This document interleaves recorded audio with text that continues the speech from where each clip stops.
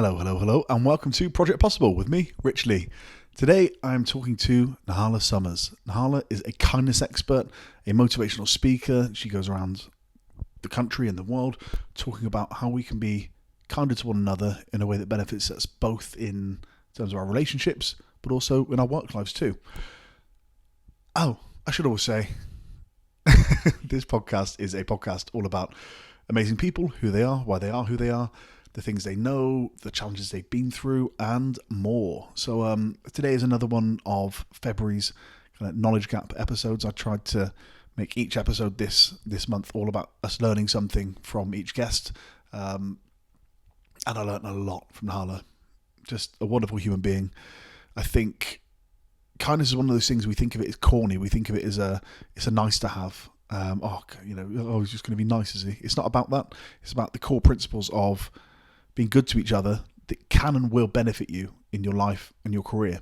So I think that is very valid and worth listening to somebody that is literally dedicating their life to exactly this. Nahla also works in relation to behaviour change and lots of other aspects. You'll hear, you'll see. So all that remains to be said is, without further ado, I bring to you my conversation with the brilliant Nahla Summers. Enjoy. Nahla, thank you so much for joining me on, as you can see, this very festive season. Anybody watching on Spotify or YouTube, you'll see a lovely, slightly leaning, you admitted, tree, but a beautiful scene nonetheless. Welcome. Thank you so much for having me on. I'm really excited to speak to you today. We had a great chat a week or two back, I think it was.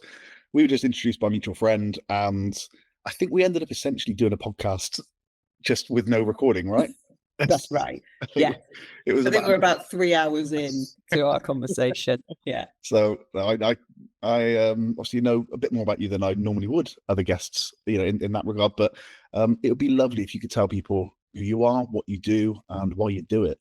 Yeah. So my name is Nahla Summers, and I specialize in kindness. I call myself the accidental researcher of kindness because I didn't go to school and think, oh yes, that's what I want to do. And there's a journey that I'm sure that we'll talk about, and that's around looking at not only how do we bring more of that into society in education, so more emotional intelligence, which is all about kindness to self and kindness to others, but also within our workplaces and what that looks like in leadership. So it's a lot around my work, but it's been a very, very unusual journey to get me there. And I guess that's what we're going to talk about today, because it wasn't quite what I had the conversation with my careers advisor. That wasn't what I was going to do. What was your conversation with your careers advisor? What did they say?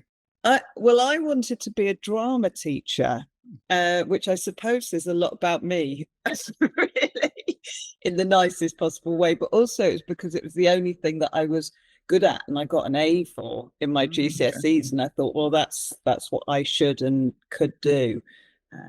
So that's. Did you have a particularly good teacher?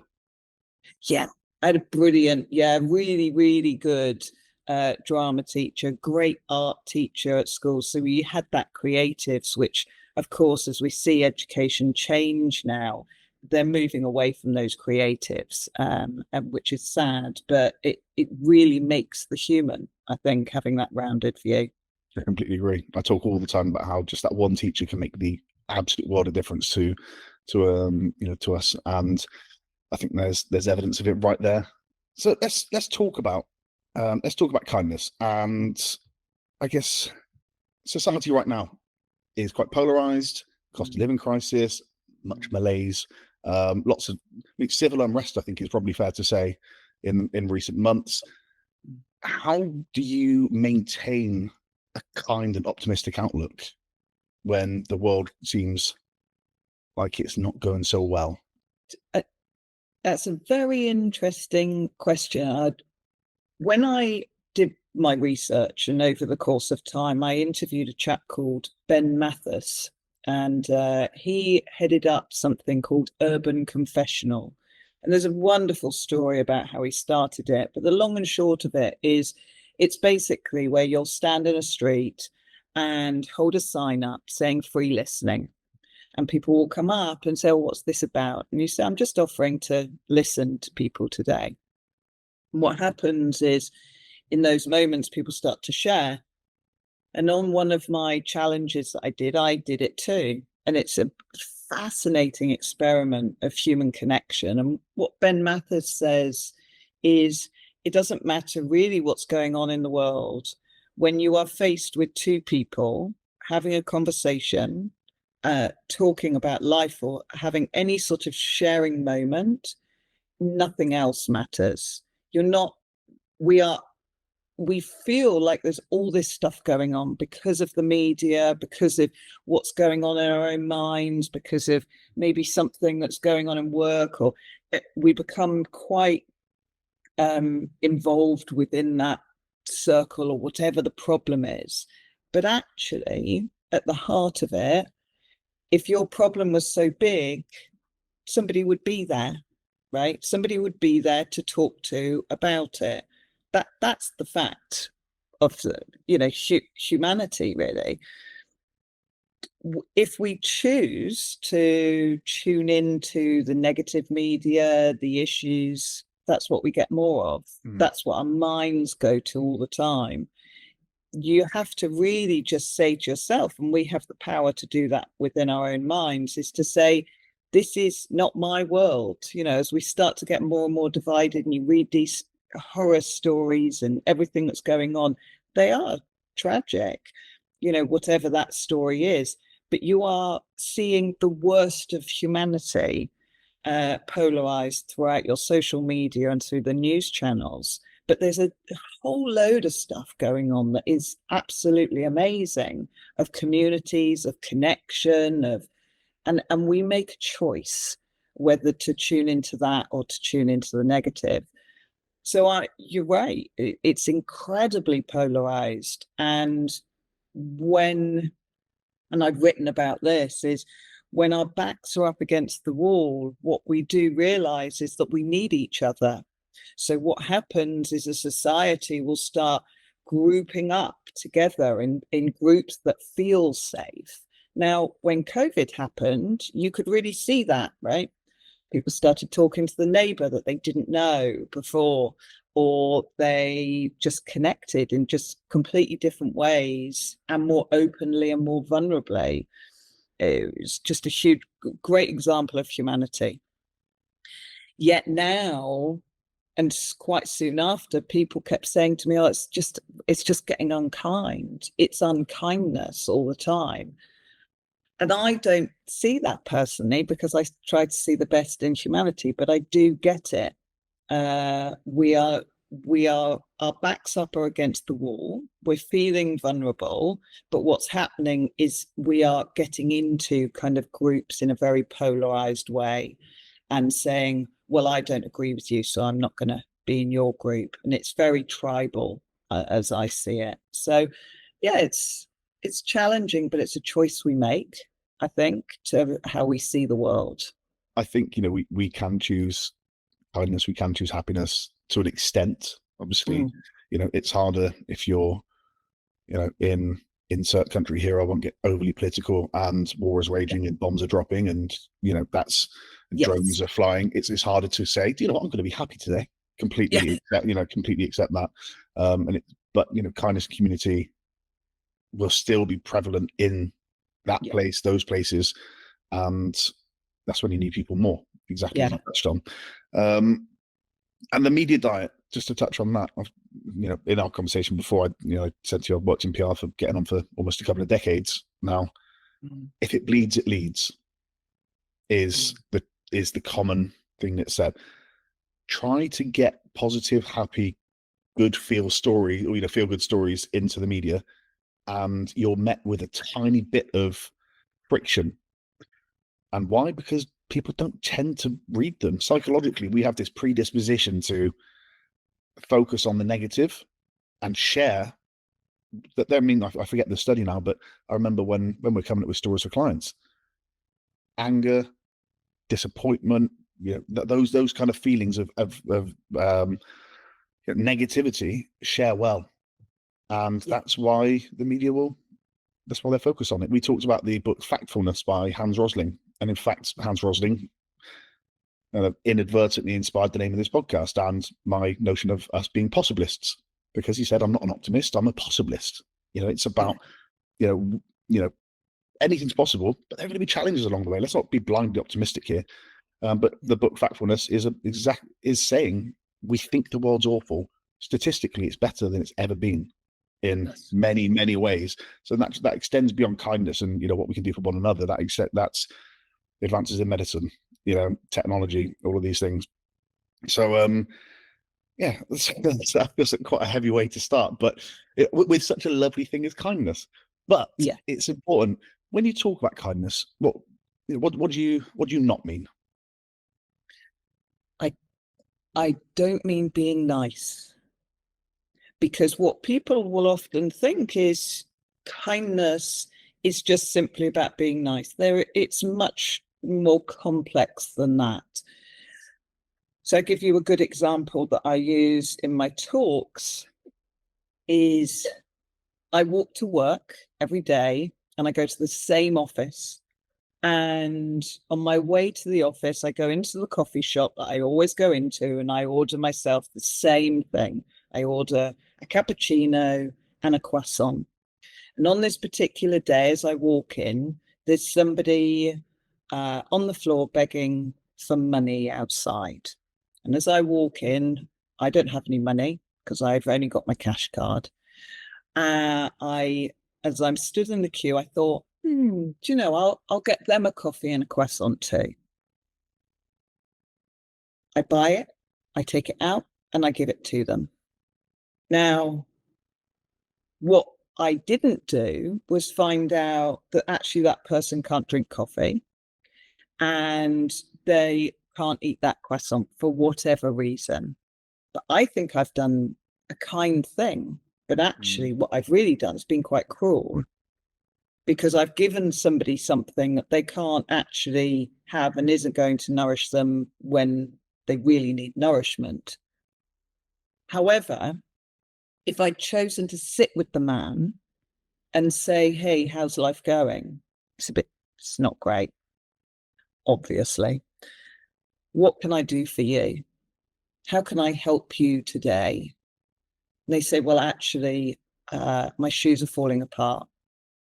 So that's really what I need at the moment. Okay. Well, I know that I can help you with that. So be here tomorrow and we'll sort that out. Now that's kindness, because what you've done is you've asked a question, found out what their need is, and then how can you help them? How can you lift up somebody out of a situation or support them in any small way? And that's leadership. So there is a huge difference. Kindness is much more around, how do I stand in the shoes of somebody else and then try to support them and understand them? And being nice is just going, oh, well, I'll just do what I think you might like. Being nice within a workplace will be, I don't want to upset them, so I won't say anything. That could be that person's just lost a family member, or I don't want to say anything, so I won't. And it's an unkindness to them. They're not actually performing very well, but it's a bit difficult for me to say. I don't really want to learn those skills. I don't want to grow my own emotional intelligence to learn those skills, to have difficult conversations. I also don't want to upset them. So it's with the best intention. It's no criticism. We can all be in that situation, right? But having that tough conversation can be a game changer for that person. So they might be working for you and really not performing. But actually, really what they've always wanted to do is go into accounts. And really good with numbers. They like sitting and doing that. And they're just out of their depth in the job role. But you have a conversation with them and you draw that from them. You go, okay, well, let's help you to do that. You're not suddenly going to be pushed out the back door and nobody ever sees you again and you're going to be on the streets. But let's get you into the role that you need to be in. And so kindness is so much deeper than people might look at. They go, oh, it's such a cool to be I guess kind. there's this notion of it being fluffy, right? There's this idea of it's almost not cool to be kind. But for me, the alternative is that we're talking about the negative stuff, that we're talking about all the things that we shouldn't be doing, or the bad news stories, or I would rather see people doing good stuff and that being shared. Anything that gets shared like that, it just inspires more of it. So it's a fine line, I think, between the two. You talked about leadership, and I want to get into your work with companies and speaking and all that stuff. And I know the book really delves into that. But if we were to follow a leader, a good, kind leader for a week, what traits are they exhibiting? Let me kind of pull from the book and the research, the kind of the foundation and the structure that really came out from interviewing. So I interviewed hundreds of CEOs, and it felt to me like people were building a house. And in my 15 years of leadership, it was always I'd go into a company and I'd think, oh, everything feels unsteady all the time. Processes not in place. I don't really know. I'm just feeling my way all the time to understand what's going on. And what I saw time and time again, there's a lady called Sally Waterston of Waterston's. They do software development, and what a lovely lady she is. But she was a great example story of what I heard time and time again. She said, when we set the company up in the 90s, it was her and her husband and another business partner. They sat around and they said, what do we want our company to be? What do we want people to feel like when they come and work for us? And they made some rules that they never broke from. And those rules were, we don't want people to be coming into work when they should be at their children's nativity. We want people to feel really grateful. We want them to know that we are grateful for them coming to work for us, not the other way around. And what she said was, we built this company built on trust, because people came in and they said, they trust me. And so therefore, I'm not going to break that trust with them. I'm going to be the best person I can be within this workplace.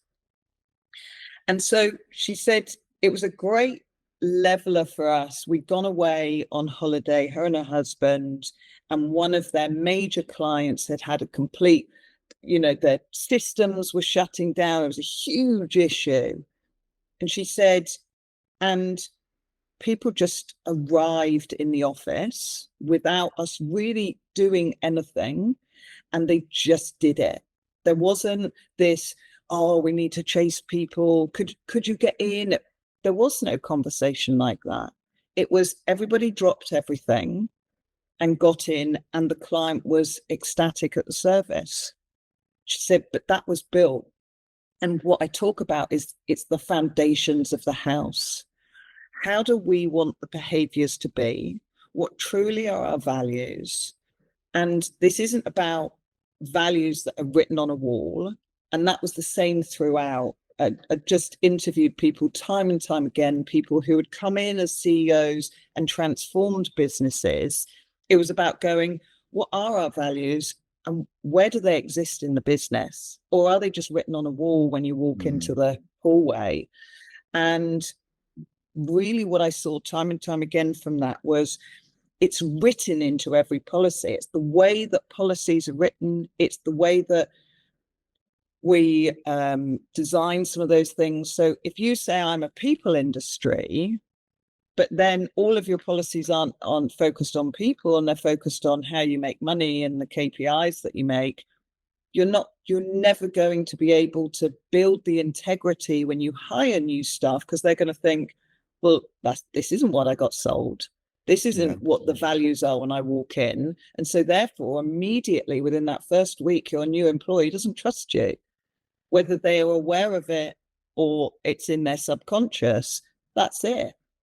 So I was very much right when running my company, which other listeners, viewers will know that I sold about 6 months ago.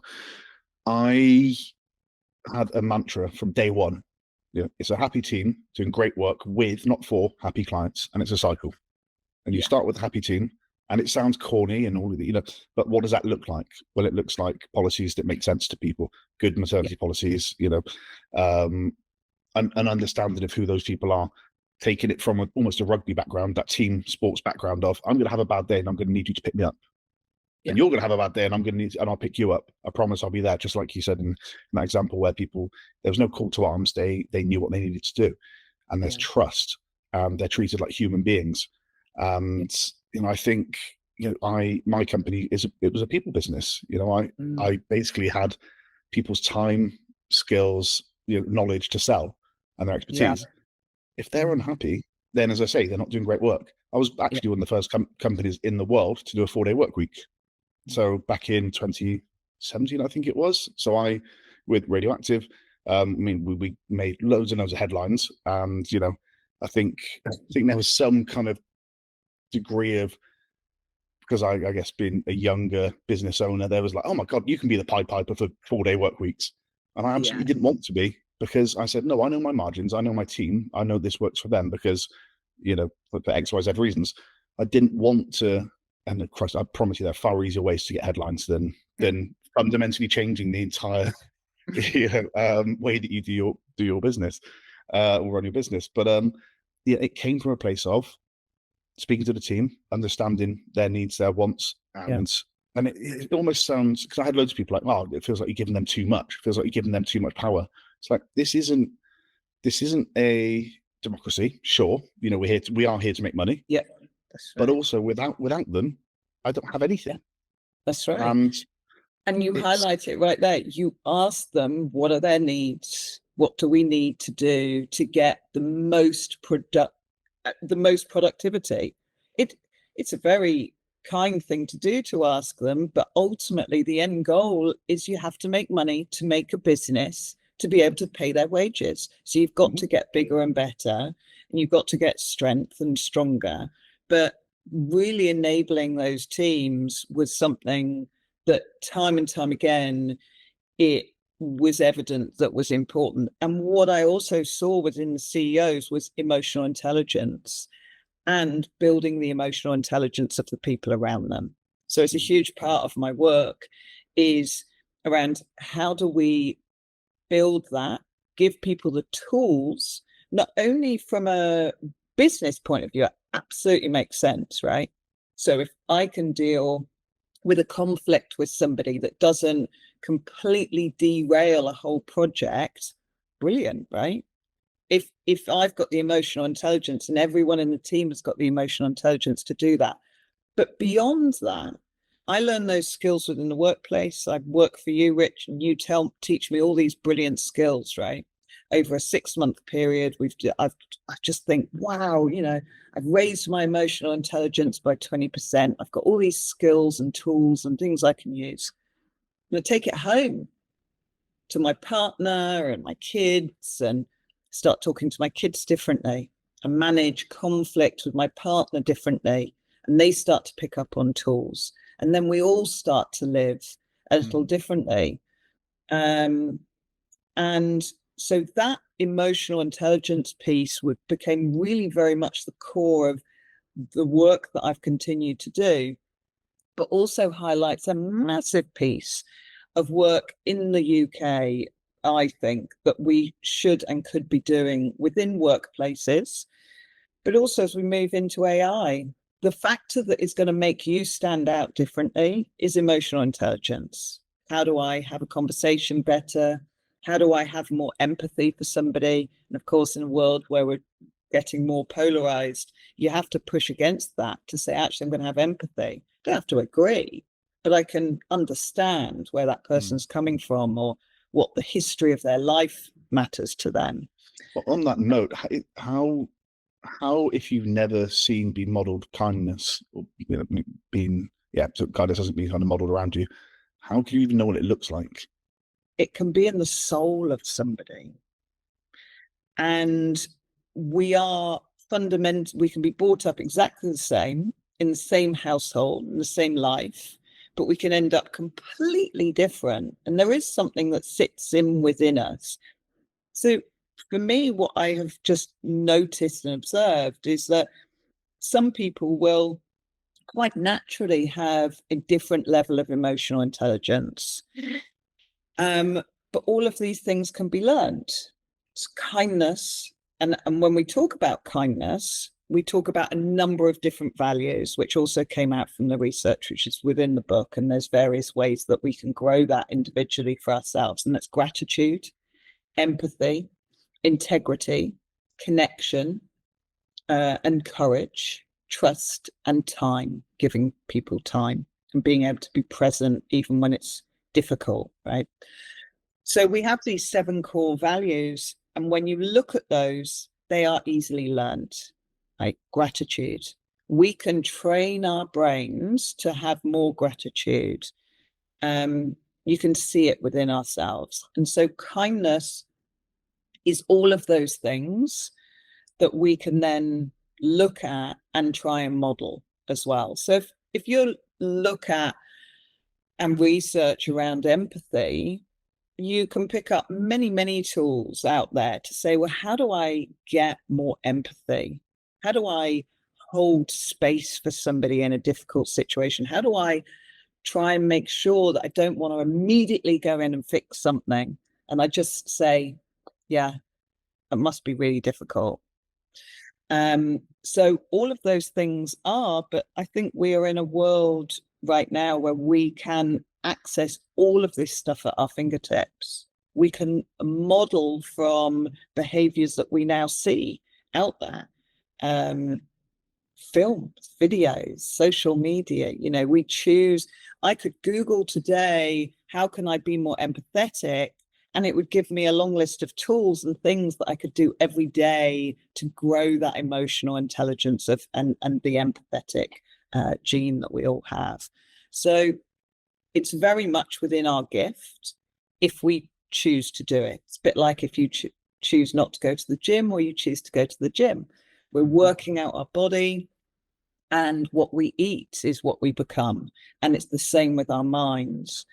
Whatever we feed ourselves, and we were talking about that earlier, if you feed yourself the news every morning, you're going to feel pretty depressed day after day after day. But if you wake up and you start just a moment of gratitude as you put your feet on the floor and you say, I'm really grateful of these things, and I'm really looking forward to what I've got going on ahead of me on that day. Might seem corny to some, but you do that over the course of 30 days and you're going to start to feel a lot better.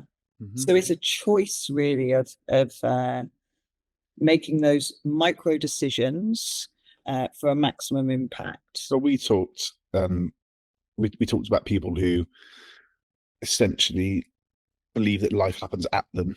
Life happens to me. And I talk a lot about personal agency, both to my friends, family, and on this. And the control that we do and don't have. We're not we're not entirely in control, right? Yeah. But we do have it within ourselves, as you just said then, to break cycles, to make change, to take a step back and think, what am I doing or not doing in a situation? Can I impact other people? Like I certainly can't control other people. Can I change other people? Possibly not. But so what are you doing individually? Let's go back to where this started for you. Were you an especially kind kid? Probably had a kindness. And I tell you, but the kindness came from a people-pleasing, sensitive side. What's the line between that? Yeah, very, very challenging. And I have done a lot of work for myself around what that difference is, around wanting people to have a lovely time and feeling that you need to please them for your sake. So I have worked on making sure that when I am doing something for somebody else, it's not for me. It is really for them. And if they never say thank you to me and they never speak to me about anything ever again, it's okay. And that's really the difference. It's about not doing and giving resentfully, isn't it? That's right. Or feeling that you need to have something in return, or you feel that you need that confirmation or affirmations from somebody else, and that's going to validate you. That's genuinely something I've really struggled with, because I'm by nature quite a generous person. I'm quite a giving person. Any friends, family, colleagues would agree. Yeah. But then when you overextend, and you can and easily do, and I'm very aware that sounds like me going, I'm such a nice guy. It's not. I recognize in myself that it's potentially a flaw if you look at it in a certain light. Yeah.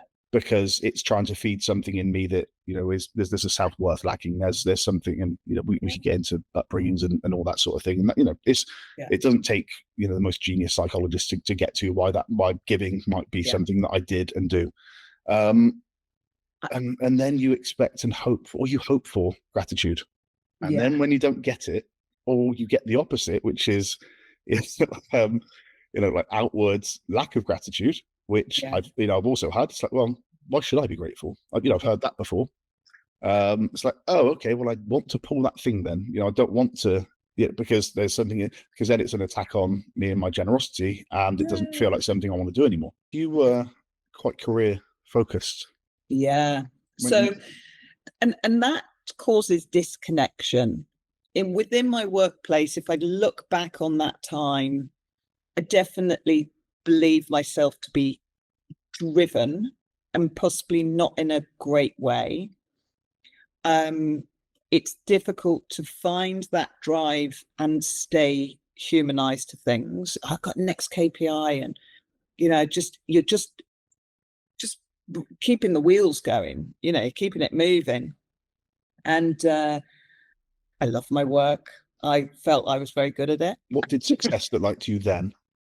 Success looked like being in the top 3, being in that top, being seen as the person that the CEO comes to solve a problem. We've got a problem area over there. We'll send you in. So that being needed, the brilliant example there of that. I need people to want me.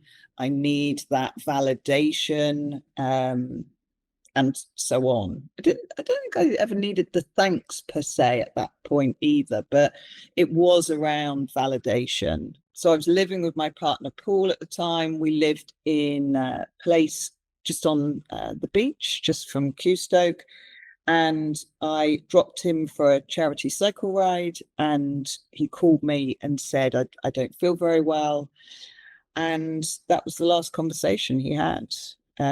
He died, as I now know, pretty instantly after that conversation. And that did change things, not immediately, but what I did find is that I couldn't do work anymore. Work was just incredibly important to me. I was usually out early and back late. And after he died, I couldn't leave the house. I found it very difficult to function. I had an incredibly wonderful boss, Peter, who allowed me the space and time to try and recover and go back to work. But I just couldn't. I couldn't go back to the place where I'd had the last conversation, looking out of that window from my desk. I'd gone back to go and see people to see if I could, and it was overwhelming. How quickly did you go back to work? Sorry? How quickly did you go back to work?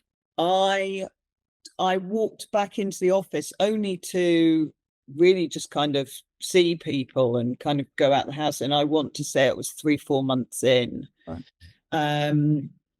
But it was, I had become incredibly unwell. I wasn't functioning, didn't shower or eat, do just those things. And I talked a lot about the same story, and I was probably a little mad. What story was that? Can you remember? It was the story of Paul's death, feeling like he existed somewhere. I could not get over the idea that he had just gone. When I walked in through the house, I'd gone to the hospital.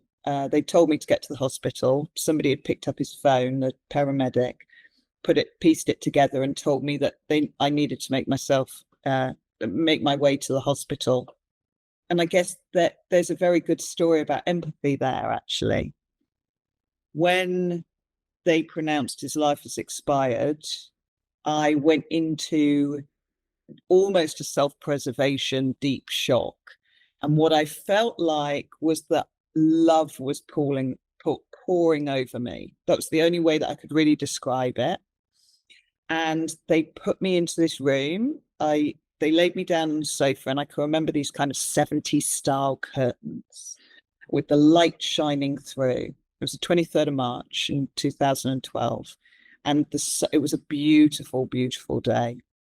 And I was just looking at the curtains. I was looking at the curtains with the light coming through, and a nurse came in and asked me how I was doing. And I started talking about all the lovely things that Paul would do, the notes around the house and little cards he'd give me, and how, just how lucky I was to have this wonderful man in my life who was my best friend, and how we had planned our life together.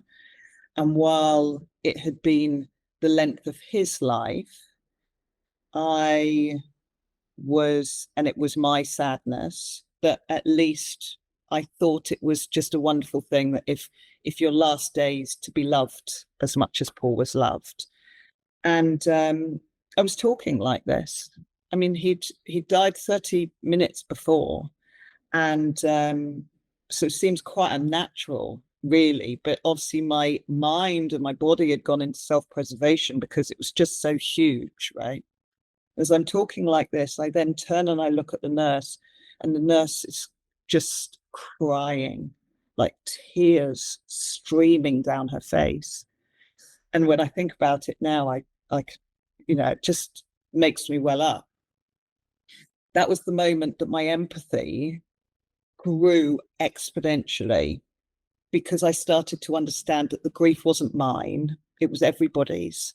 That nurse had spent an hour trying to save Paul's life, and she had seen somebody that she couldn't save, and then she had to hear all of the love that I had for him, and knowing that she wasn't able to fix it. She was part of a team that couldn't fix the problem that Paul had. And that grew my empathy. I started to understand that grief is so much bigger, really. And so there were a series of things that happened in that journey of grief. And I experienced a man that when I stepped out onto the beach, there was this horse doing this figure of 8 backwards. And I hadn't left the house for months. I was really struggling. I looked really unwell. And as I'm stood there, another man, unrelated to the man on the horse, another man comes up walking his dog, and he walks towards me. He said, "Oh, is the horse yours?" Because I'm stood there looking at it. And I said, "Oh, no, not mine." And he said, "Oh," he said, "I used to work with horses, and they've got this incredible healing power." He started talking about how it had supported people with additional needs, and how he'd been in America, and how he'd just really uplifting story, right? Now, he must have seen me and thought, she looks really unwell. I mean, I'm quite slim anyway. And then to lose a stone or two, makes me look incredibly unwell. And I looked like that. He didn't ask me how I was. He just gave me a story of something that was uplifting. And everything in my peripheral vision up until that moment had gotten darker and darker. There was no future for me without Paul. And I was just barely existing, really. And I wasn't suddenly healed from it, but I knew that moment of connection was going to become really important to me. And I didn't know why. And I felt like America was important. And while I, as I say, wasn't suddenly healed, it was a catalyst. And so then how far or how long after Paul's death was this? That was about 4 months. Okay. Yeah, it was about So 4 still months. Incredibly early. Oh, yeah. Yes. Incredible. Awful. I mean, it was 10 days, 10 months yesterday since Oh, my brother's suicide. yeah. And I've realized I've been doing this thing where in the weeks leading up to the 7th of every month, Mm. I've been preparing myself and mentally overloaded by Yeah. preparation for what is, let's be honest, just a day, just a date. It's an anniversary date that, it's Yeah. something to tick in the calendar, but you prepare yourself for it. And then the days afterwards, I was speaking to a friend and he said, okay, so that's about 6 months of every year. If you take it all, 6 months of every year, that's how you're feeling. Yeah. And I know it's not been a year yet, but I was like, yeah, that's a powerful way of looking at it. And I need to try and reframe somehow. I don't quite know how yet. It's still, we're going through all the firsts, and you obviously with Paul would have gone through all the firsts, and we're looking down the barrel of Christmas, and Yeah. and all those things, which I and we as a family, I don't know how we cope. No. I don't. No. I'm still. I'm. Yeah. I'm not doing well. No. Because it's probably easy to say, and you more than most would understand that, because Absolutely. you lost a partner in tragic circumstances that untimely. And I think Yeah. it's untimely deaths that hit us hard. It's like the death of a grandparent at 90, sadly, is very different to Yeah. your 27-year-old brother taking his own life. That's right. That's it's going to hit you in different ways. So I asked that question, when was that? Because Christ, I'm still waiting for those moments. Yeah. I Well, don't know when it's going to but happen. that is the natural course of things. It becomes about the moment. It'll come down to songs. It doesn't leave your mind because you are as big as the grief right now. And I think there's this beautiful psychologist that was speaking about this on the BBC quite early on, many years ago, when I heard it. And you can talk about all the emotions you're going to have. They talk about these four main emotions that you journey that you go through. And I don't believe that that's right. I think grief gives you every emotion. It will take you on a journey, and you almost have to strap in and ride the waves of it. You have to say, do you know what? I'm just going to see where this takes me.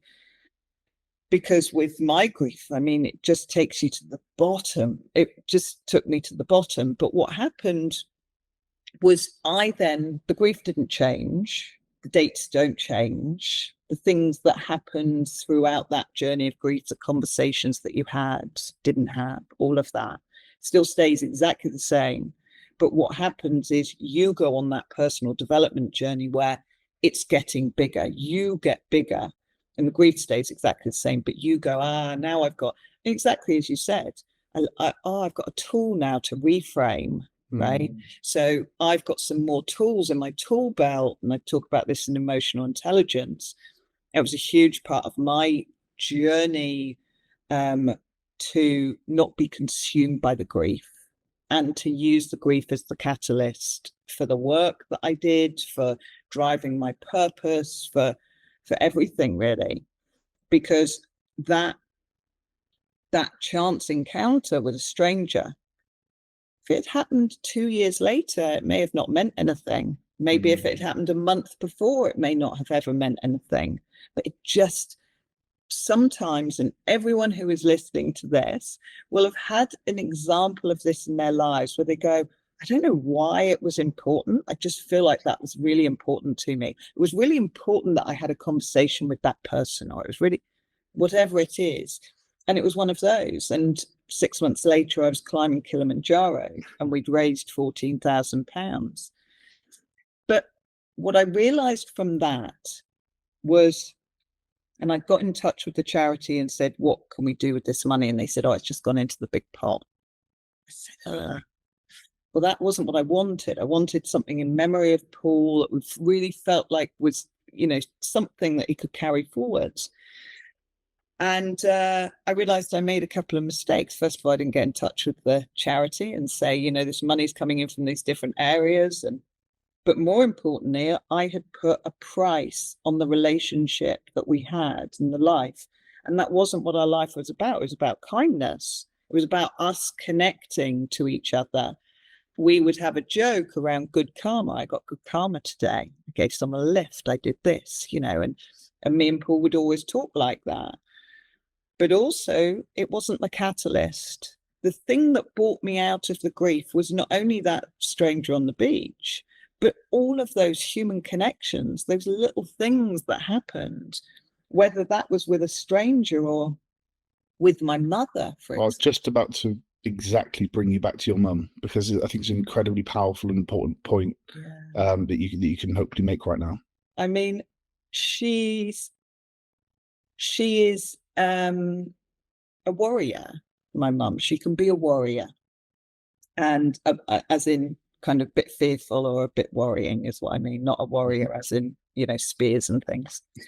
So although she probably would for me, but and when Paul died, I mean, they loved Paul. He was joy. My mum and dad got on with him very well, and so they had their journey of grief. And it should be said that Paul was 44. Yeah, and I was in my early 30s as well. So at the time, so it was quite a journey, really. And we had set our life together. We'd set our kind of stakes in the sand. My mum and dad were, you know, my dad is a traditional man. He thinks that, you know, have a relationship, have that connection. They've been married 60 years. They still hold hands. They're just joy. There's always humor. There's always laughing in the house.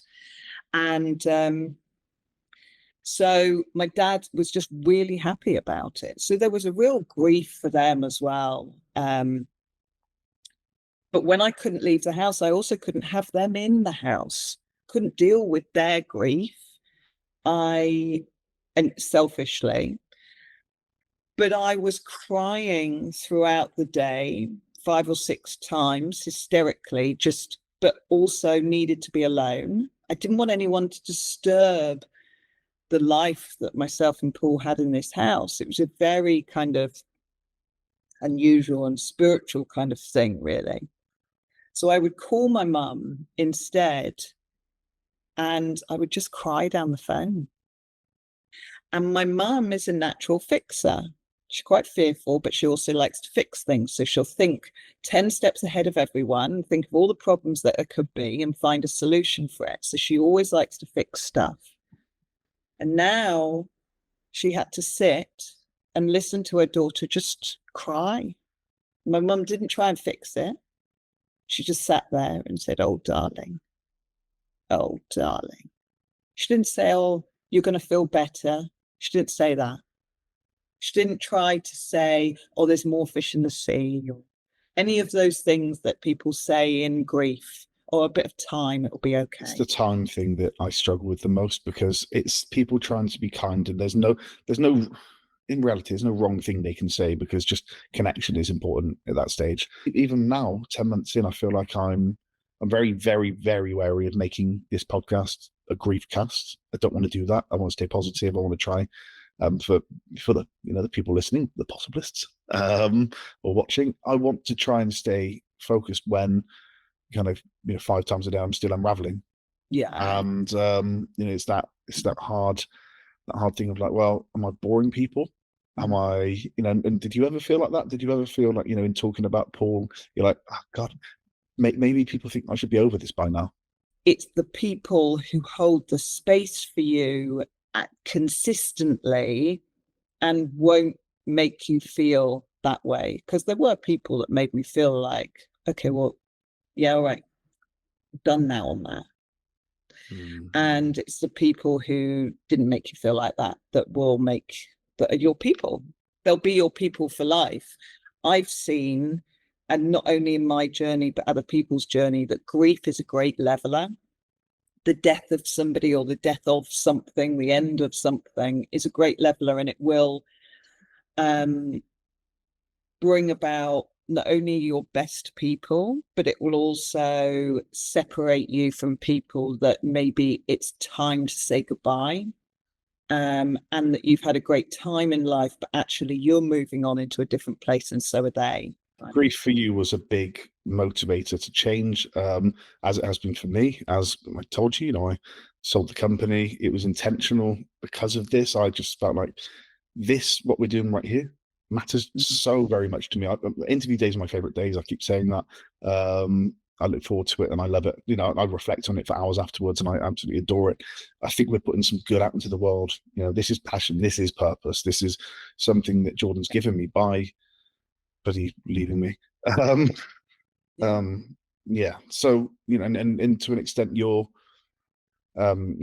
grief marked a big change in you. Did you grieve the loss of your drive for the business that you were in?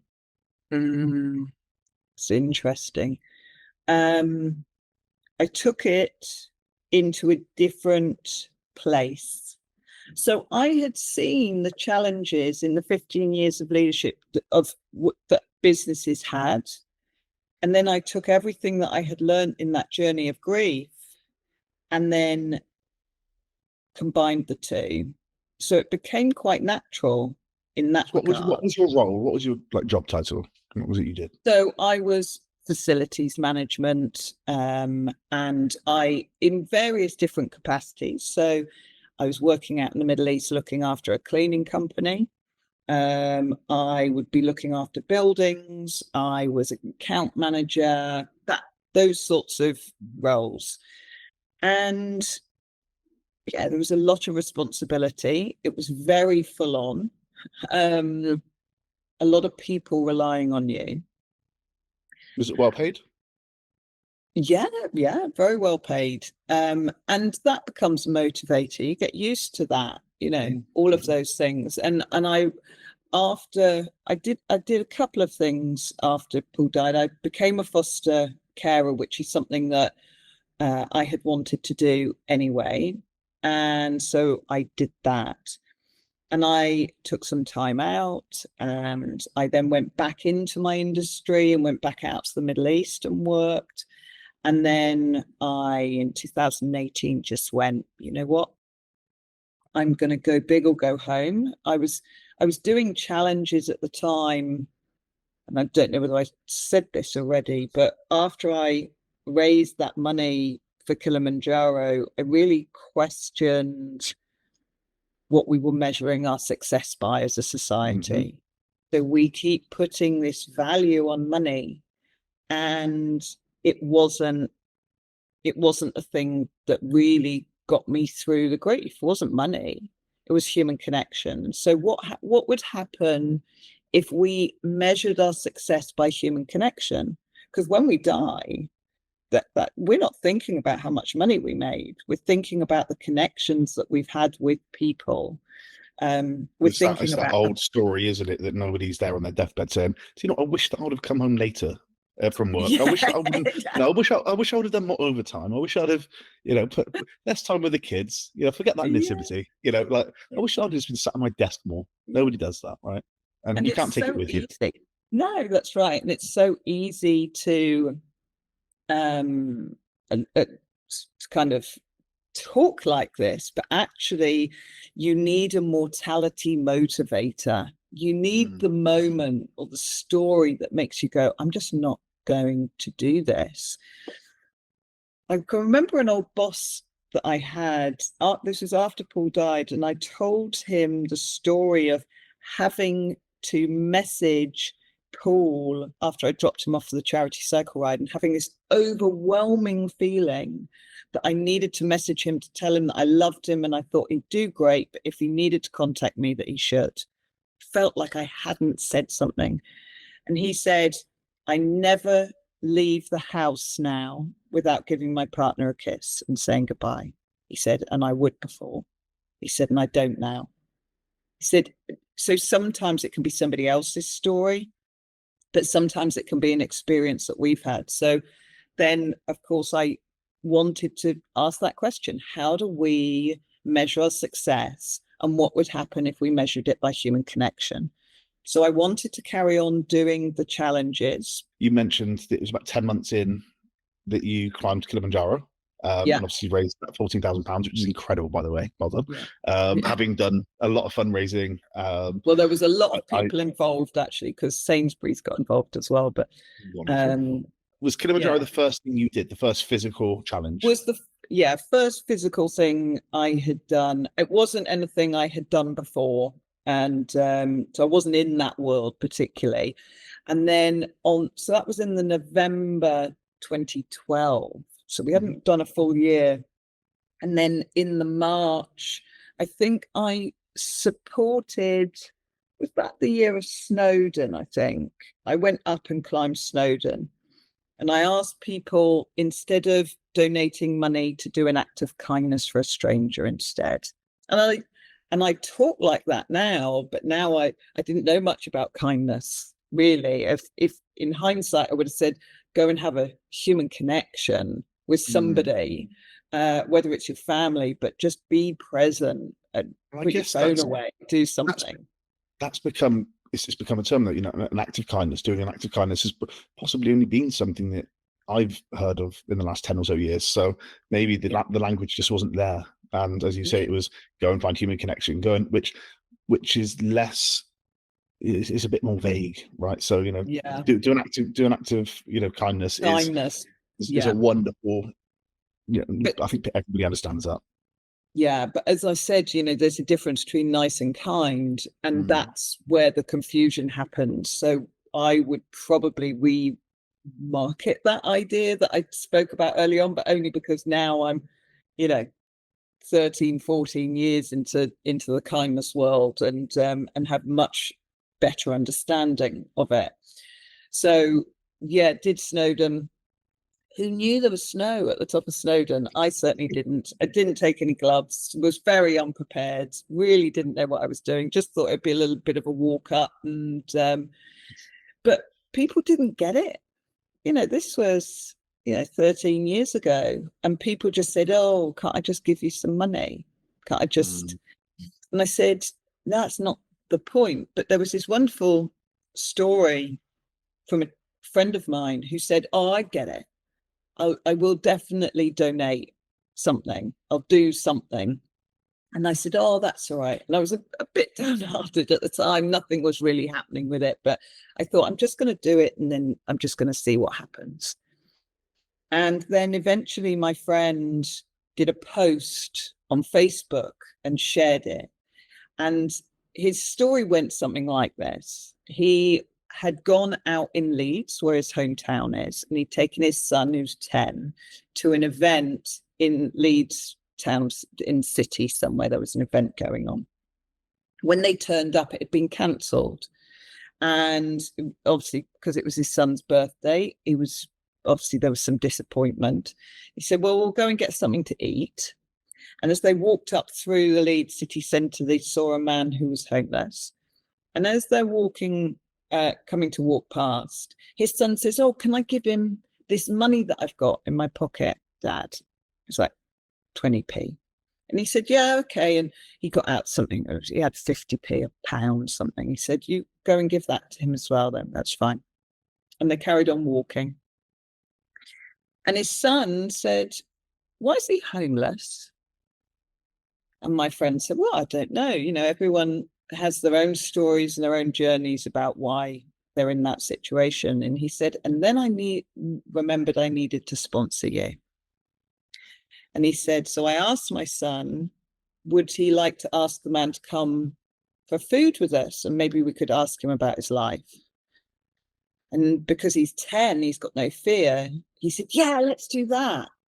And of course, then my friend, in that normal way that we all do, went, oh, no, now I've got to go and have this awkward conversation. Maybe he doesn't want me to. We start putting all those scenarios forwards, right? But they went back, and the chap's name was Chris, and he came for food, and he was very humble. He talked about his life. And what my friend said was, we live a great life. He said, but what I realized speaking to Chris is we're only a couple of decisions away from being in Chris's situation. And that really, that empathy, that standing in somebody else's shoes, that understanding of someone else's situation. So we can cause judgment on somebody over there, and we can have a bias towards them because they're homeless, but actually we have to stand in their shoes and we have to ask them, what's your life? Ah, okay. I get it now. And that was year one that I started doing it under the guise of Sunshine People, which is what the CIC, it's now a CIC, Community Interest Company. And that's where it started. And then I carried on doing these challenges because I thought, well, they're helping me. And there weren't many stories that came forwards at the time. And I carried on doing kind of small things. And then by 2018, just like small walks and stuff every year, nothing too arduous. And then in 2018, I cycled across America, and I had no bike. As you do. Well, you just thought, well, if I get from there to there, it looks small on a map. And everything. If you think about everything looks small. Yeah, that's right. Well, I'm just an optimist as well. So I just thought, okay, well, I'll put this I'll put this out there. And I got on a bike, and I wasn't able to drink while I was cycling, and I wasn't able to use the clip-ins that are quite important really to kind of get the speed for the distance that you're going to do. I had to stop the bike, just have a drink. But it's important to say as well, you had to buy this bike to do this challenge, right? You didn't have a bike. Oh, no, I didn't have a bike. Yeah. No. I came back from the Middle East. I bought it from Gumtree for like a couple of £100, about 6 weeks before I was due to fly. Put it in a box, didn't know how to change a tire, all of those things really. And when I got out there, I went from San Diego to St. Augustine in Florida, 3,000 miles. And anyone who has done any sort of cycling, I mean, to say there were some naysayers when I told people what I was doing would be an understatement, I think. Naysayers came out from everywhere. You're doing what? I can't believe you're doing this, just this. And my mother hid her fear very well. She's like, okay, darling, yes. Oh. And so I started in San Diego. And for anybody that doesn't know, it's just hills. For about 4 days, as you come out, it's just uphill all the way. And it was brutal because I wasn't trained for it. But I certainly trained. I trained while I was doing it. I was going to say, like, I remember, I've worked with people that done crazy things, running countries and things like that. And they've been asked a question, what training are you doing for this? Yeah. How do you train to run across the country? You do it. And you get fitter and healthier, and you learn to put the miles in, and you get better every day. Yeah. He says like he knows. But what you're saying is absolutely right. Like one day might be 10 miles on the bike, and then the next day is 12. I mean, can you remember the distances you were doing? Well, when I started, some days there'd be that 10, 20 miles, and the aim was to get 50 miles in. Right. And it was very obvious I was not going to be doing that. And it was very slow, very hard work. But what happened was, as I got that momentum up, there's stories and stories from it really, but breakdowns, as in mental breakdowns for me, just absolute exhaustion. And what I found was some of the things that really made a difference for me was when I stopped measuring myself. So it tells you the speed and the distance that you've done. And I'd be looking at it going, oh, I haven't done far enough. Oh, I'm never going to make this distance. I'm never going to. And after my first major complete breakdown, the following morning, I just took it out and put it in my bag. And I just didn't look at it.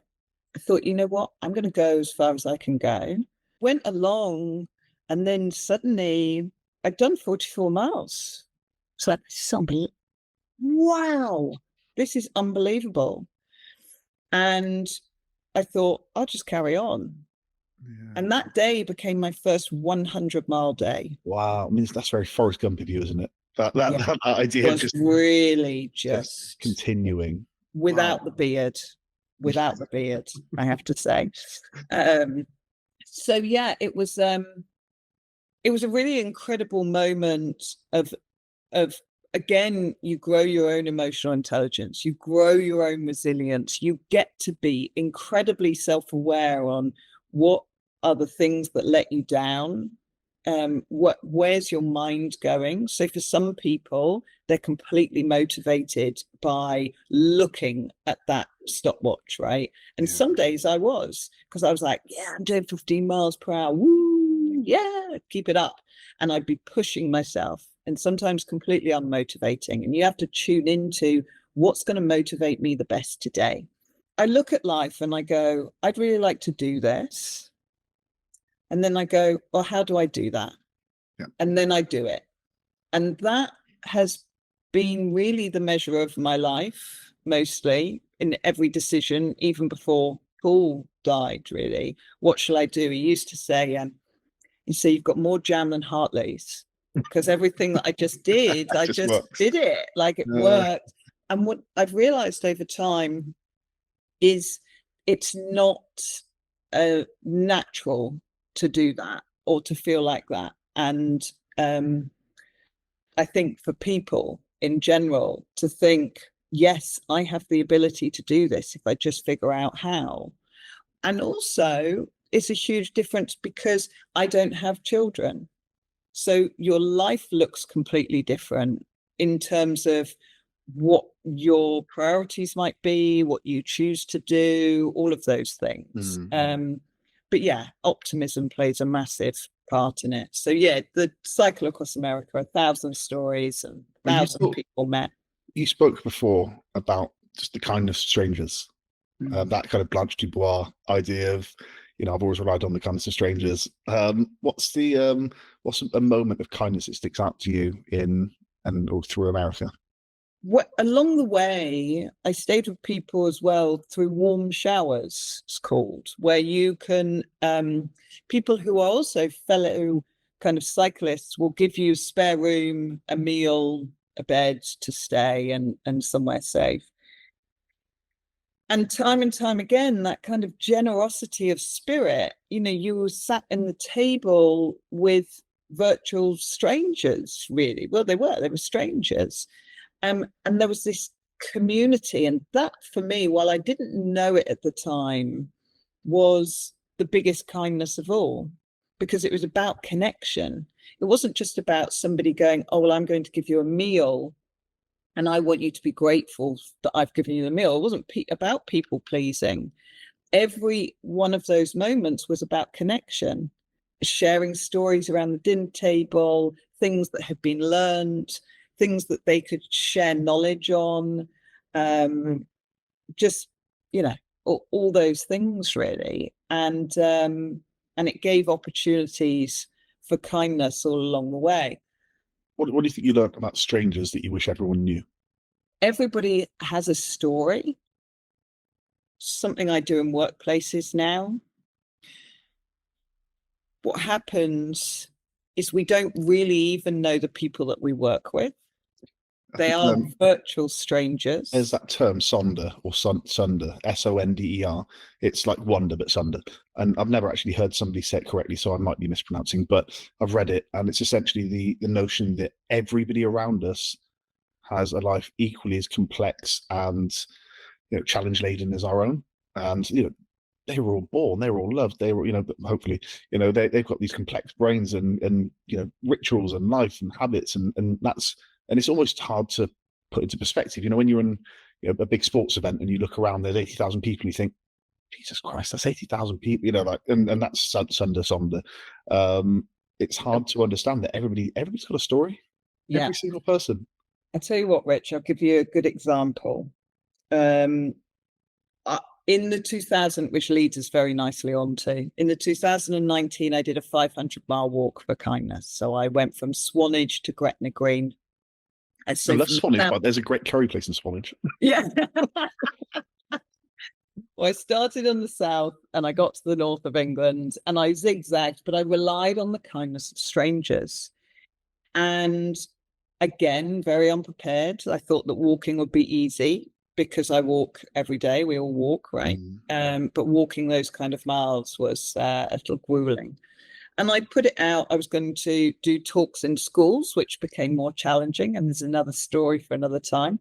But I went into some schools, and in the most of the south of England, I had somewhere to stay, like friends, and I was kind of zigzagging a bit, and I was going to any school that might want me to speak at their assembly. And I was in Oxford at school there, and one of the teachers was putting me up, and so it's all great, but also it gave me a bit of time to reflect, because I thought, oh, from Birmingham onwards, I really don't have anywhere to stay. And I've just been kind of picking my route as I've gone along, because I didn't have any schools to go and visit or anything on that route.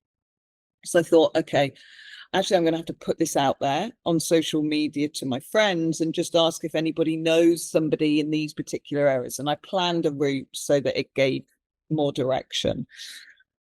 And it got shared hundreds of times. I got so many messages of support and offers to ultimately put me up.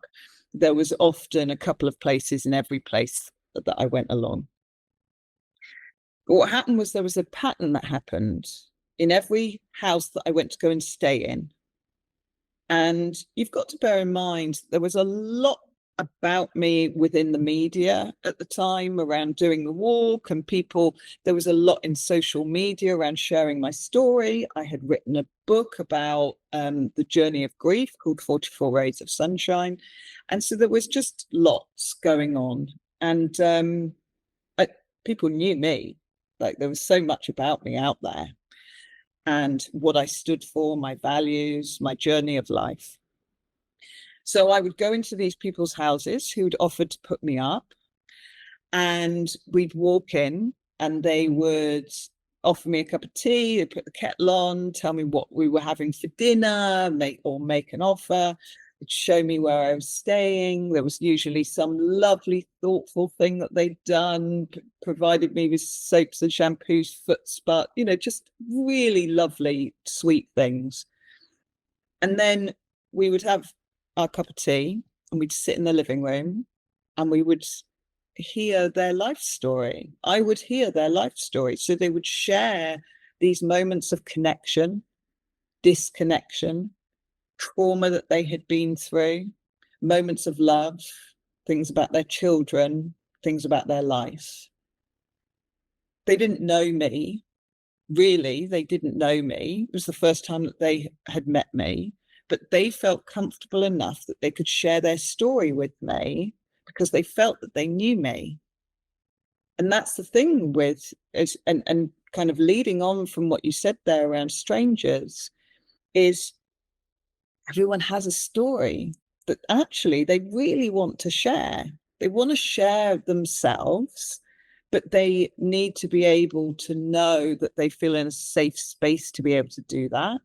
And they feel safe when you also make that they understand who you are and they understand your story. So they already knew that remotely without me saying anything, and therefore people shared so openly. And so now within workplaces, I facilitate some of those conversations that builds teams, because when we humanize some of those conversations, it has a huge impact. Now, when I'm in a workplace, I don't ask them to share their personal stories. I will say, tell me what your values are, do this personality profile test and share a bit about that and what's important to you, and share some of the things that are important to you as a person. And what happens is they end up sharing incredible stories of love and loss, and some of them can be absolutely huge. But what happens is it starts to allow people to have more empathy because they start to understand. So you might have somebody who might come across as a bit gruff in the workplace, but actually then they share that they haven't seen their children for a year, and people go, there's an underlying story to that gruffness. There's a feeling of empathy that grows, and it changes the dynamics in the way that people function and work. So in answered long answer to your question around strangers is people want to share, and people don't often want to stay strangers. They want to connect and they want to share stories. And when we take that forwards, we can make a huge impact in communities. That's thousands of miles that you spent by yourself in your own head. Yeah. What did that kind of reveal to you? Did it change anything about who you are? Or did it show you anything you didn't know was already there? I think for me, it gave me an understanding of how I can talk myself in or out of anything. And how I talk to myself in my head will be the thing that powers me or stops me. That's really it. Doesn't matter how fit I am. And you need a level of fitness to do anything, right? But of course, but actually you can grow that. The power of your mindset and the conversation that's in your head is second to none, really. If you are able to tune into it and say, hang on a minute, I'm really not talking to myself very well here. It's not true that I'm not doing very well. And I can talk about that as well. I mean, yeah, absolutely. I'm the most unkind to myself, as lots of people are. Like, I'd never talk to a friend the way I talk to myself. And that's if we're talking about kindness, are you kind to yourself? Not always. Not always. And I do, that is work. But that doesn't stop.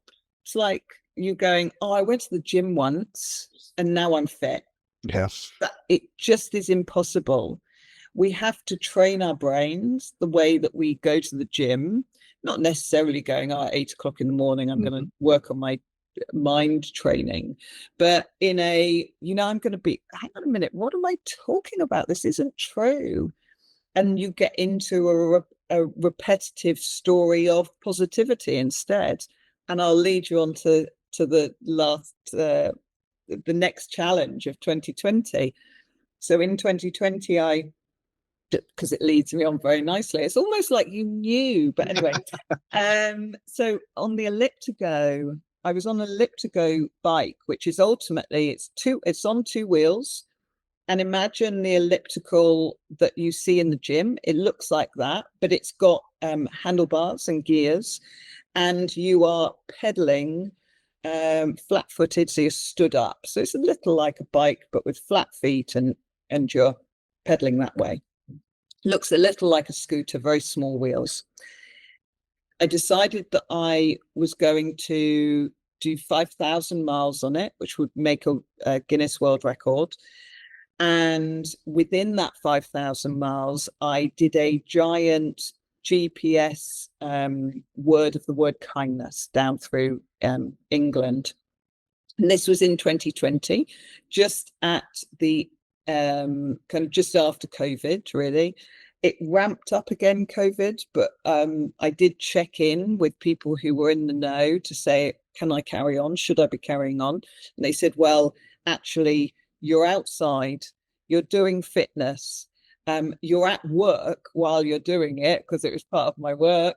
And so I was ticking all the boxes as it happened. And but so many stories I could share from that. And obviously I've written the book, The Accidental Adventurer, which shares some of them. But if we go back to talking about that mindset, I had done 2,500 miles up to this point, and I was in Cumbria, and I was backwards, but back Gretna Green, really, and I was just going to be turning in to get a ferry from Kinryan to Belfast, but it was about 100 odd miles that I needed to do.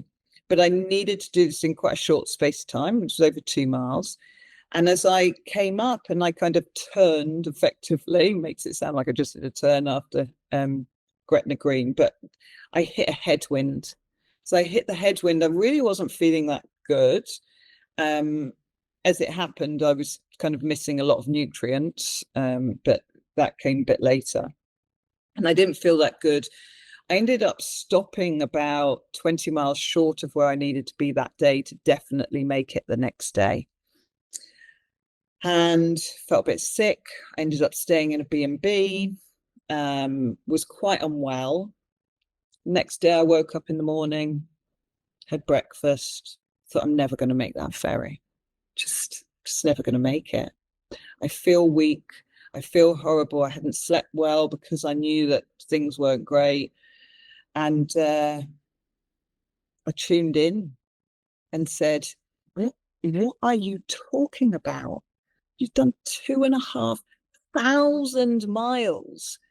You are without doubt the fittest you have ever been, physically fittest you've ever been. And you're whinging about not being strong, that you're weak.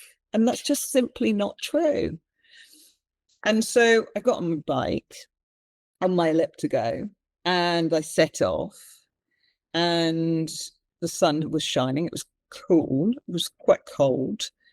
And I repeated over and over again, I am strong. I am strong.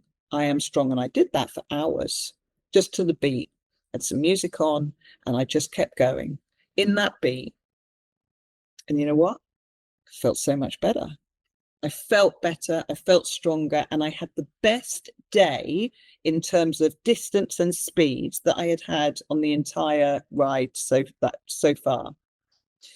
I was so close to getting that ferry. I mean, I should have been hours later, but I was so close. And I thought, oh, I'll just stop at this petrol station. I will have missed it. It was only 20 minutes from there. I would have just missed it, but fine. Anyway, chatting with people at the petrol station, people were asking what I was doing and stuff. And anyway, I carried on. As I went down the hill to the ferry, I could see that the ferry was just leaving, and it had been an hour delayed. Oh gosh, so I've got it. Made it. Very important lesson around just carry on anyway. Yeah. And don't give up until the very end. Yeah, that's right. But there was something very powerful about that. And what was really interesting was on that trip, I was listening to the Tough Girls podcast by Sarah. Second name escapes me. Absolutely brilliant. Got just a suite of incredibly inspiring tough girls, really. And I was listening 2 days later to a lady called Molly Hughes, has just bought a book out I've seen, actually. And she was being interviewed, and she had done South Pole and North Pole. It escapes me now. And she was, I think, the youngest person to do it. There was something quite big around it. And she was talking about that journey. And then she went, and I was in this place and it was freezing. And I thought, I'm not going to be able to make this. I'm not strong enough. She said, I just changed it to, I am strong. I am strong. And I was like, and it was this confirmation bias that, yes, the power of our mind. And a lot of the things that I talk about and I work with now are things that have come out from those challenges and things that have happened, because they are so important. They're very simple, but changing that narrative that's in our minds is so key. When you go into an organization, are there any early warning signs that the culture isn't one of kindness? Yeah. Usually when people don't recognize the company values at all, and that usually means that there isn't trust there, and things are fundamentally broken, which means that if you haven't got trust, which is a key element of kindness, if you haven't got, there'll be a lot of organizations I've worked with that talks about integrity being on its values, and people don't feel it within the business. They'll say, I don't recognize that within our business, which means it's not built in at every policy, every interaction, every meeting that's held, every email, every process. It's not considered there, but it becomes words on paper and words on a wall. So I think there's that is a huge part. And there'll be stories of people not being listened to, people feeling really unhappy. And what I often find is when I'm talking to people, it's employees that love what I'm doing and my work. They are so engaged, and they will speak, and I guess almost straight after, it's like, oh, when are we doing the next thing?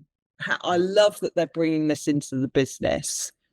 So it's usually those sorts of telltale signs, really. And if there's a leader, a CEO, a company, or somebody who runs a company listening to this, watching this, what's something they could do immediately, like this week, that could kind of about turn their culture or their organization?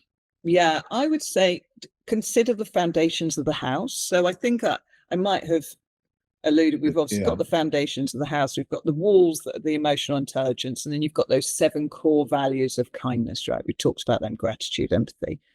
Look at the foundations. What have you got written on your wall? And start asking people questions and wanting true answers. You don't want smoke. You don't want smoke being blown. You want true answers, put out engagement forms, find out from people, are you living by those values? And if not, where are they missing? Are they embedded into every policy, every process? Now, I'm working with organizations at the moment where we're writing those policies, we're putting them together, and they are a human-based organization. It's about people. It's one of their core values, people first. And that doesn't mean just employees, but also customers, right? So if you do that, we don't want a 100-page document that somebody has to read around the policies of the business. What we want is bite-sized videos that makes it really easy for people to digest. They feel safe right from the start to say, oh, these are my rights. This is what I do when I come into work. We do pre-boarding, so people already have a feel of what to expect on behaviors. This is what we expect. And we ask that you come in, and we will support you in your journey as well with us. So all of that really is stuff that I would say, go and ask questions and really want the answers. And be prepared for answers you might not like. That's right. Too often, and this is another red flag, we've done employee engagement forms, and these are the surveys that came back. Okay. And this is the data. Okay. And what's been done about that so far? Nothing. Because we've been kind of talking about what we might do. Okay. Or we've started thinking about, right? So all of those things, you engage your employees, and then you take no action, and you communicate very little to them about what that looks like. So as a CEO, I'd be saying, what's my employee engagement process at the moment? Because if we aren't quickly taking action in sharing all the results with them and saying, look, this is what we suggest. Is there something you guys want to suggest? And if so, making it a really easy, open forum to say, this is the data. This is what we're thinking we're going to move forwards with. What do you guys think? And then you action it. Because otherwise what you do is you sit around talking about these things and you lose trust. The employees next year won't complete that form because they just think, well, I'm not going to waste my time. What's the point? We had a little bit of feedback, but nothing's changed. It's the same. There was a wonderful, his name escapes me all of a sudden, but he's a CEO for Cisco. He's not anymore, but he talked about how he went on roadshows and engaged people. He realized that the employee engagement was really not great. And so he went round and he did roadshows. And he said, and then we did employee engagement following year. And he said, still wasn't great. He said, I kind of expected, because he was emotionally intelligent and he was able to reflect, right? So he said, I just thought oh, well, I've come round and I've done a roadshow, and of course they're going to believe what I'm going to tell them is going to happen. He said, but it took time for us to implement the things that I was promising them. And until they see it, they're not going to believe what you say. So you need to take action on the basis of that feedback. And so that's probably the thing. As you're speaking, then it makes me think. I certainly know some work with hundreds of clients over 18 years, as I say. I mean, work with 300 plus clients in my 10 years of running my agency. I know business leaders that will see this as namby-pamby, that will see this as, they don't run the roost. I run this place. Why should I have to allow? Why should I have to allow for this? It's just going to cost me more money. At the end of the day, this business isn't about. I'm not here to. You can't eat kindness. What would you say to somebody? Imagine the biggest detractor of what you do, the biggest, the person that says, "Nah, don't need it, don't want it." What would you say to them? I would say, unless your business runs solely by you and a computer system, then you need to tune into your people. Kindness isn't about saying yes. You are still the leader. You still need to make those decisions. I used to call mine benevolent dictatorship. That's what I joked to it was a joke to the team, but there's some truth in that. It's like, guys, I really care about you. I promise you I do, but I won't make a decision that drives us over the edge of the road. And it is fundamentally it is your baby, it is your business, it is your money. When that profit's building the account, that's the thing that's on the line when shit hits the fan. And there is somebody, but the best leaders don't say, you are going to do what I say. I'm going to take all of that information of what you've advised me you will work the best. So if I don't go out to my people and say, guys, when are you most productive, right? And you take all that information and you go, right, this is what we're going to set up within the organization because I want my people to be productive. If I then become a dictator and I say, I'm the leader, I'm the boss, so I decide, problem is you may get a team of people that are working at 50% capacity to what they should or could be because your ego was so big that you didn't want to ask somebody what they need. And one of the things that I say to people within my talks and my work is waking up every day saying, who needs me today? Who needs me today? What am I blocking? What am I not signing off when I should that would help somebody to get on with a job that they need to be getting on with? Who needs me today to make them more productive, whatever it is? So I get it. It might be seen as the idea of kindness, but the true element of kindness is all of those things. How do you build integrity, trust, have difficult conversations, but do them well? Those leaders in the nicest possible way that are led by ego will tend to fire somebody and give them a payout and send them out the back door. And they're never seen again. What happens with that is you lose trust within your entire workforce. It's gone because people think, oh, hang on, it might be my job next. Oh, hang on, it's going to be me. And so you can think, oh, well, I've been running my business like that since forever. But you could be twice as rich. You could double your business. And you could do so much more by looking at the people going, actually, I don't know servant leadership's quite right, but you are looking at how do I make these people more productive? How do I make them happier within their workplace? And that consequence and knock-on effect is the social impact of making them happier within their home life as well. So you are looking after the whole person to make them a better human, but you are reaping the benefits of that as a business owner. And those people that can't see that will probably never see that. And they'll also potentially lose their business or have not a great reputation within business. And for me personally, and this isn't everyone, I believe that we all meet a maker at the end, and we decide, did I do right by people? Did I build connection? What was it that I put out there into the world? And those leaders, I think money has to be made, but not at the cost of the health of the people that work within that business. I don't believe that at any stage. So What is one small act of kindness that anybody listening and watching could do today that might make a genuine difference to somebody else's life? ask a question, ask genuinely, what's been going on for you right now.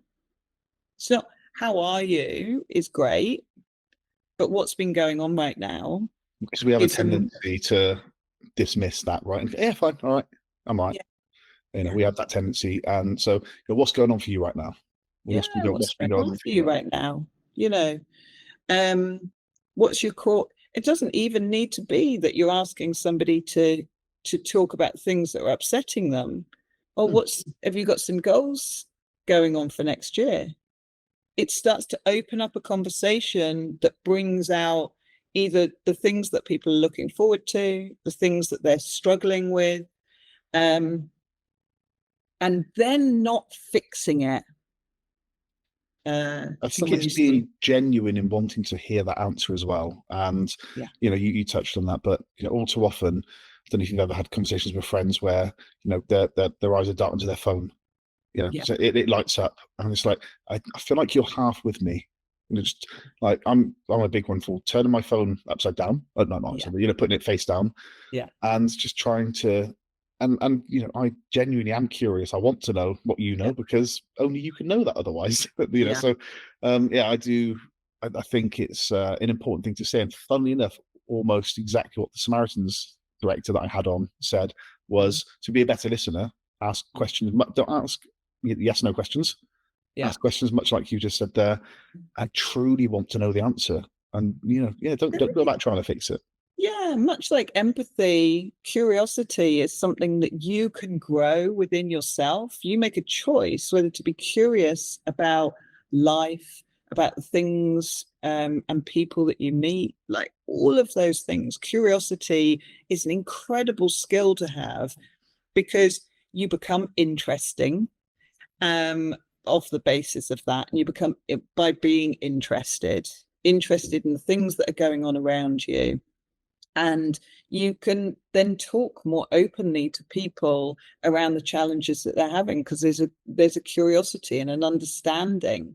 But all of this is like going to the gym for your brain, right? It's by transforming. I have to work on that all the time, because it's so inbuilt in, let me help you and fix all that for you. Or I've got some great ideas, and so then you just do this, and then I would just do that.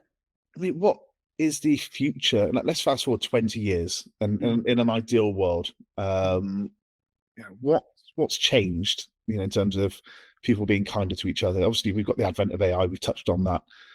How do we make sure that we are a kind civilization, a kind society in 20 years' time? We put emotional intelligence into the curriculum, and I'm not talking just a little PSHE program, which is all the physical health. Not that, as in deep rooted in everything that we do. We transform the education system to not one where it's a remembering test, that it's actually around, right, okay, these are 4 different topics. Pick one of those topics. I want you to go away. You're going to learn some of that while you're in class today. I'm going to help you, but you're going to do a presentation in 3 weeks' time, and you're going to come into the class, and I'm going to help you to do that. The teacher doesn't become a teacher anymore. They become a coach. Now, because we can learn all this stuff, I could do a master's without any lessons, through books, through AI, reading, through all of it. But the differential will be, how do I present it? How do I present that data? How do I humanize it? And we can only do that by gaining some of those skills. And at the moment, what we have done is we've dehumanized our youth by them being engrossed within technology. That's not everybody, of course, I know that. But why not empower them to say, actually, you can teach yourself this. You know how to use Google. You know how to get all this data, but the secret will be how you present it, whether it's in a report, whether it's in PowerPoint, whether it's in an animation, whether it's whatever it is. And then how do you interact together? So how self-aware are you will make a difference between whether you get a job or not in probably 5 years' time, not 20. So in 20 years' time, if we don't put emotional intelligence in there, and I'm talking about more, okay, so what's your personality, more coaching, more self-awareness. If we don't work on that and we do a massive transformation of our education system, whether it's formally or informally for our young people and adults, then yeah, of course, those people will get left behind. Can you finish this sentence for me? Anything is possible if you decide that it is. I love it. I mean, I'm an optimist, so who am I to have the answer to that? But yeah, I just believe. That's what this is all about. Grief has changed the direction of your life, and by nature now, with you working with quite so many people and your books and things like that, the lives of many and the people listening to watching this, I hope, you know, I always say, you know, stories change minds, facts and figures don't. You know, I hope that, you know, all is remembered. I hope that Jordan is remembered, you know, all of these things, you know, because they've had an impact beyond what they even know. Yeah. You know, my choice would not, if there was a choice, I'd have pull back in the world tomorrow if that was going to be the choice. But also I have to recognize that through his death, incredible things have happened in the world. And that isn't through me. That isn't just me, but that's through people hearing a story and taking action. It's far beyond, I'm just one person, but thousands of people have heard a little story and then taken their own action, done their own thing. And all the people that helped me do these challenges, incredible. I was a single person, but it wasn't me. It was all these people that got behind an idea that actually we could have a kinder, more connected world. Wonderfully inspiring, Nahla. I'm so grateful. And where can people find out more about you? Where can they buy your books and all that? Yeah, so you can find me at nahlasummers.com, very original website name there. And also we've just done a rebrand of A Culture of Kindness. And even after all of these years, I am well known for the kindness journey. But for me, where I see the work going is really around the human side, this emotional intelligence. And it was a brilliant question that you asked, where are we going to be in 20 years? It's absolutely in that emotional intelligence arena. So it's KQ squared, so with a 2, and thehumanaequation.com, so www. You can find out about the work. There's also still a culture of kindness.com on there as well. But why we talk about that is the kindness quotient, and we double down on that when we're focusing on the human. And first of all, it's why, which is you. When I look at myself and look to improve myself, and then I look at the way that I'm interacting with other people. So it's not just about leaders, right? It's around me being in a workplace and going, I'm going to own who I am, and then I'm going to own how I interact with the people around me. And that's a huge part of the work. It's not about leadership per se, but it's about a whole business and making those people more accountable for themselves as well. So that's why the X and Y and the equation side. So yeah, you can find more. What's that again? KQ2.com. Yeah, so it's KQ2, the human equation, but it's really for kindness quotient squared. Thank you so much. This has been a meandering, wonderful, beautiful conversation. it's been lovely to spend time with you again. So thank you. Oh, no, thank you so much, Rich. It's been a joy. And we are back. I hope you enjoyed. Nahla, wonderful human being. Her why is powerful. What she does is important. And I adored that conversation. So thank you for watching. Thank you for listening. Subscribe if you haven't already on all of the things. YouTube, tick the bell, subscribe, tick the bell, then you'll get notified when new videos go live. If you haven't subscribed, if you're listening or watching on Spotify or Apple Podcasts or one of those podcast platforms, do so. Please, it helps massively. Most of you won't. And for those of you that do, it helps enormously. Reviews help keep us in the charts and keeps Project Possible kind of in front of people, and that's what it's all about. So if you haven't reviewed yet, feel free. You don't have to write anything. Just click 5 stars. It's easy. Really appreciate you. Next week, I am talking to Natasha Mo Hunt, and Zoe Stratford, the Gloucester and England rugby players and World Cup winners. This is just a wonderful, wonderful conversation. Also held at Kingsholm as my conversation with Trevor Woodman, another World Cup winner, and I can't wait to bring it to you. So if you haven't subscribed after what I just said, please do so now. It's a wonderful conversation. My first ever conversation with more than one person about their careers, women's rugby, sport in general, ambition, motivation, all of these things. I loved it.